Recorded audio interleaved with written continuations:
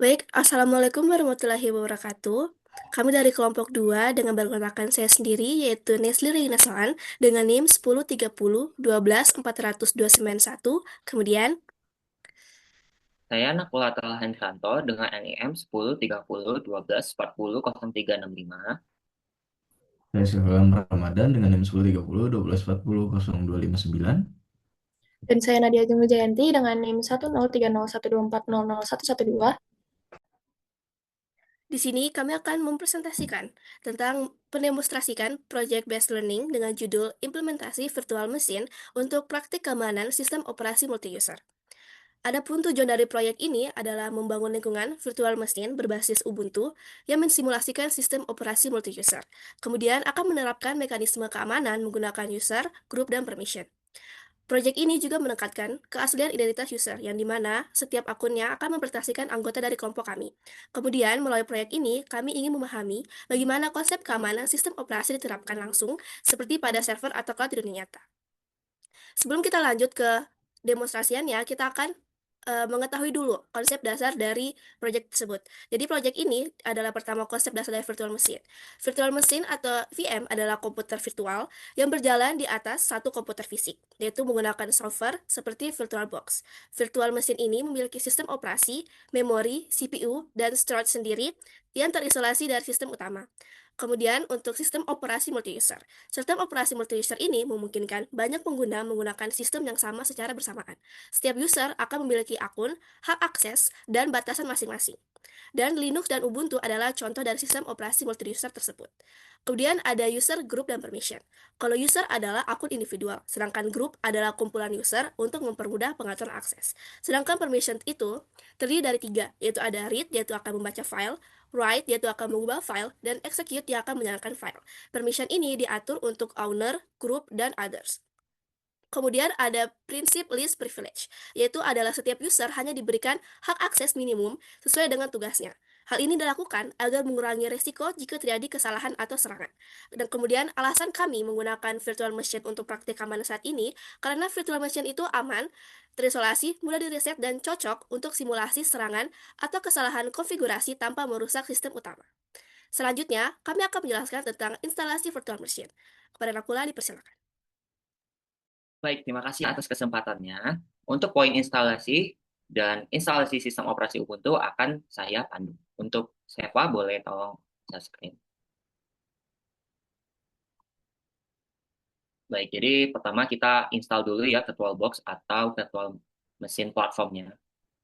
Dan jangan lupa download juga ISO untuk si virtual machine-nya. Di sini kita menggunakan ISO Ubuntu versi 24.04.3 LTS. Langsung ke VirtualBox-nya. Oke, pertama. Oke, pertama-tama klik new dulu.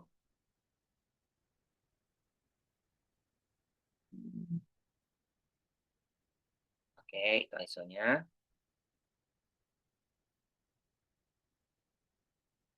ISO-nya di order.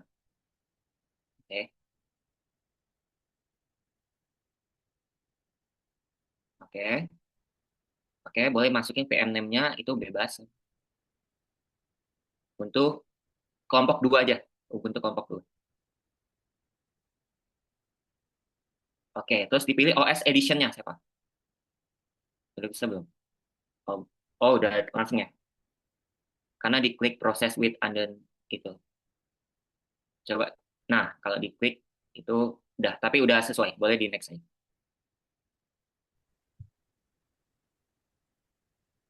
Coba aja. Username-nya kelompok 2.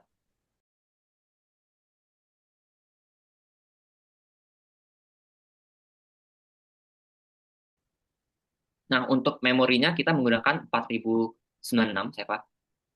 Sedikit menjelaskan kenapa kami memilih RAM sebesar 4 GB karena Ubuntu desktop ini membutuhkan resource yang cukup besar untuk menjalankan antarmuka grafis dan proses sistem yang secara stabil. Selain itu, VM ini juga kan digunakan untuk simulasi sistem multi-user, sehingga dibutuhkan memori yang cukup agar tidak terjadi yang namanya bottleneck atau lag saat proses konfigurasi dan demonstrasi keamanan dilakukan. Lalu untuk CPU-nya, pilih dua aja, Seva. Diatur kedua. Kenapa? Karena agar mendukung yang namanya multitasking pada sistem operasi Ubuntu, terutama saat melakukan switching user ataupun konfigurasi permission. Dengan dua core ini, kita dapat menjalankan proses sistem dan user secara paralel, sehingga demonstrasi berjalan lebih responsif dan minim gangguan. Next. Oke, finish. Oke, setting. Terus di network. Nah, networknya itu kita menggunakan satu updater dan itu NAT. Kenapa menggunakan NAT? Karena NAT itu lebih aman dan terisolasi. Dengan NAT ini, virtual machine kita itu tidak terhubung langsung ke jaringan publik, sehingga mengurangi yang namanya risiko akses yang tidak sah. Namun, tetap dapat mengakses internet melalui host untuk kebutuhan update sistem. Nah, konfigurasi ini sesuai dengan lingkungan uji coba yang aman dan terkontrol. Nah, pada proyek ini kami hanya menggunakan mode NAT. Kenapa tidak menggunakan mode lain seperti bridge ataupun host only? Karena dibandingkan dengan bridge yang lebih terbuka dan host only yang terlalu terbatas, si mode NAT ini dipilih karena paling sesuai untuk praktek keamanan, karena dia cukup aman, lalu dia terisolasi, namun tetap memiliki akses internet. Boleh langsung di OK. Ya, di sini kita akan melengkapi setup Ubuntu kita. Kemungkinan menurut analisa kelompok kami, kenapa tidak ada, kan sebelumnya seharusnya ada konfigurasi username, password, dan language, karena sebelumnya kita sudah memasukkan password dulu dan membuat username di awal saat menyeting si Ubuntu-nya di tampilan VirtualBox awal tadi. Jadi tidak ada memasukkan, membuat user di dalam ketika konfigurasi si Ubuntu berlangsung. Untuk selanjutnya kita akan lanjut ke tahap verifikasi OS. Untuk verifikasi OS sendiri, yang kita perlukan adalah terminal. Dan juga kita mengecek apakah Ubuntu sudah jalan normal. Dan juga kita cek kita sedang berada di user apa. Nah, jadi ketika kita mengetik UAMI, yang berarti kita mencari, sebenarnya kita lagi menggunakan user apa, ini muncul kelompok 2.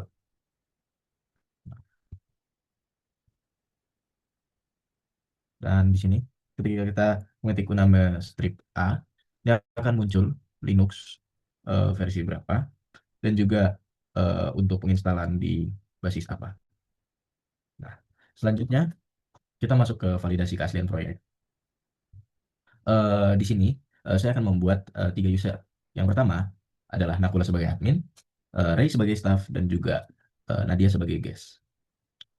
Yang pertama-tama untuk membuat user, yang perlu kita lakukan adalah kita perlu mengetik sudo add user, namanya. Contohnya adalah admin Nakula. Kita masukkan password. Dan juga kita masukkan new password untuk Nakula. Untuk password sendiri, kita harus membuat kurang lebih dari 8 karakter.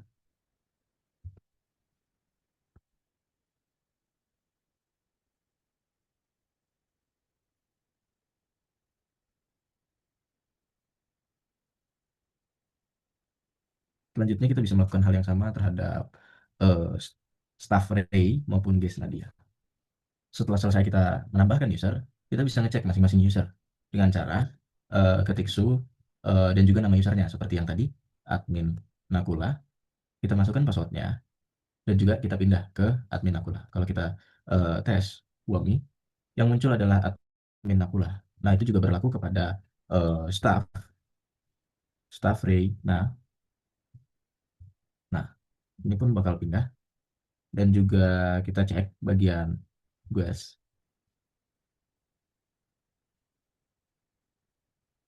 Nah, 3 akun, 3 user yang telah kita buat udah ada. Untuk yang pertama admin Akula, yang kedua ada staff Reina, yang ketiga adalah guest Nadia. Nah, selanjutnya kita bisa ngatur role di sini. Yang pertama kita ketik sudo usermod /a/g sudo admin Akula. Nah, ini untuk mengubah role admin. Wait, kita kembali dulu ke user kelompok 2.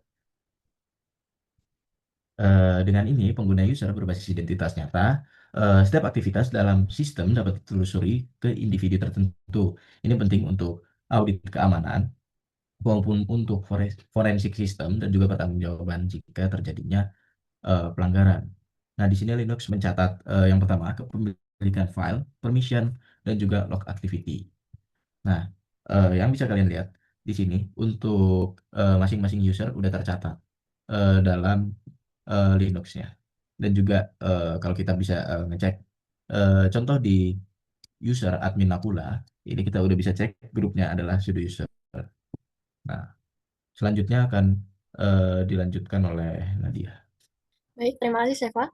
Selanjutnya kita masuk ke konfigurasi multi-user dan permission. Di sini kita tadi sudah tahu ya, kita udah ada 3 user, yaitu admin, staff, dan guest. Nah, di sini kita akan langsung buat grup terlebih dahulu. Pertama kita ketik sudo spasi group add spasi nama grupnya, semisal kita pakai staff underscore group.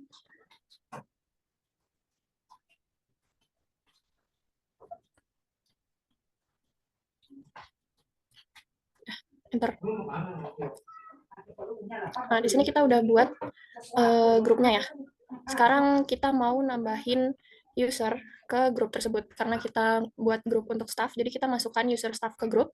Kita ketik sudo spasi user mode spasi strip ag spasi nama grup staff underscore group spasi staff underscore Rina. Nah, sekarang user Rina sudah menjadi anggota dari staff group. Nah, karena kita membuat grup untuk staff aja, user guest dan admin tidak kita masukkan karena untuk pembatasan awal akses. Selanjutnya kita akan membuat folder atau resource bersama yang nantinya bisa hanya bisa dibuka oleh grup staff tersebut. Kita ketik sudo spasi mkdir make direction spasi slash nama resource-nya, nama foldernya misal resource. Bentar. Folder ini nanti bakalan dipakai untuk resource bersama ya. Nah, selanjutnya kita akan mengatur kepemilikan foldernya menggunakan show atau change owner. Kita ketik sudo spasi chown spasi admin titik admin Nakula titik 2 nama grupnya atau staff underscore group spasi slash resource. Jadi di sini kita akan mengubah kepemilikannya biar si foldernya itu bisa dimiliki oleh grup staff juga. Kemudian kita akan mengatur permission-nya menggunakan chmod atau change mode. Kita ketik sudo spasi chmod spasi kode hak aksesnya atau kita pakai di sini 770 spasi slash resource. Nah, jadi kita di sini menggunakan kode hak akses 770 karena tadi dibagi menjadi 3 user, usernya menjadi 3 kategori, yaitu ada owner, group, dan guest. Ya. Di sini kita menggunakan hak akses 7, yang artinya bisa meread, write, dan execute. Sedangkan 0 tidak punya akses sama sekali. Jadi di sini owner atau admin dapat read, write, dan execute. Group atau yang isinya staff juga bisa read, write, execute, sedangkan other atau guest tidak punya akses sama sekali. Jadi di sini penerapan list privilege itu user hanya diberikan hak yang benar-benar dibutuhkan. Semisal di sistem yang sekarang, yaitu admin mempunyai hak penuh atau konfigurasi, staff hanya punya akses untuk resource kerja seperti membaca dan menulis dan execute. Kemudian guest tidak punya akses sama sekali. Jadi karena tidak ada akses berlebih, sistem akan menjadi lebih aman. Nah, sekarang kita akan demonstrasi aksesnya ya. Kita ketik su spasi strip staff staff underscore Rina.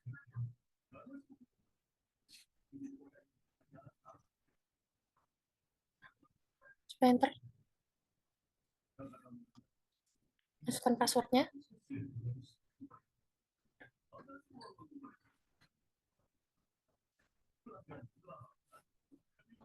di spasi.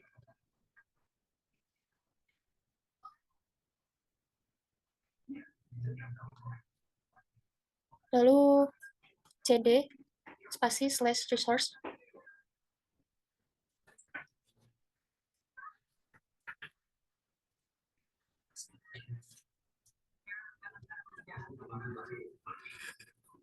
Lalu kita akan membuat file kosong di situ, touch spasi file underscore stuff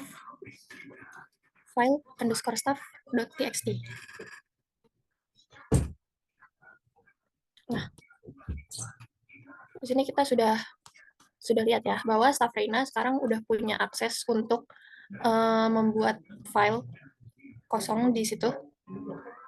Kenapa bisa diizinkan? Karena staff Reina merupakan anggota dari staff group dan mempunyai permission read write execute tadi. Kemudian kita masuk ke demonstrasi akses sebagai guest. Kita masuk ke guest underscore Nadia. Kita ketik su spasi guest underscore Nadia.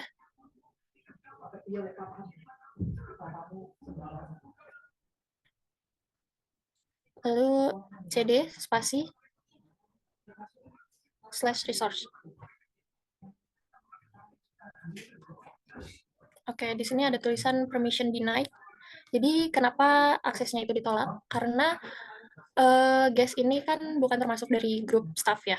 Jadi dia tidak diizinkan sama sekali, dan tadi juga permission-nya dari user guest juga tidak diubah. Jadi yang punya akses hanya admin dan staff aja. Jadi udah pasti aksesnya bakalan ditolak. Mungkin itu aja dari saya. Selanjutnya.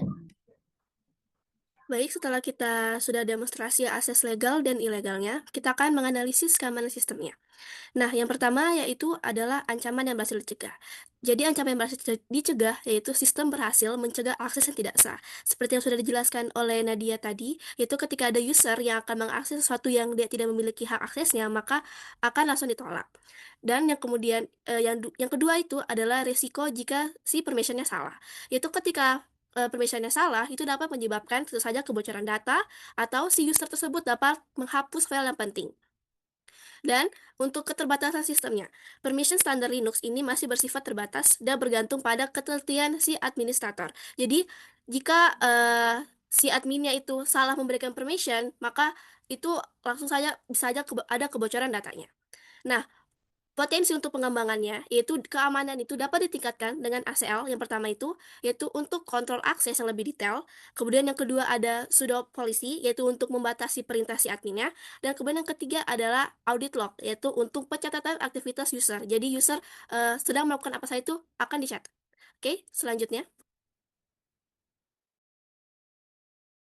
Baik, kita akan masuk ke sesi penutup dan juga refleksi.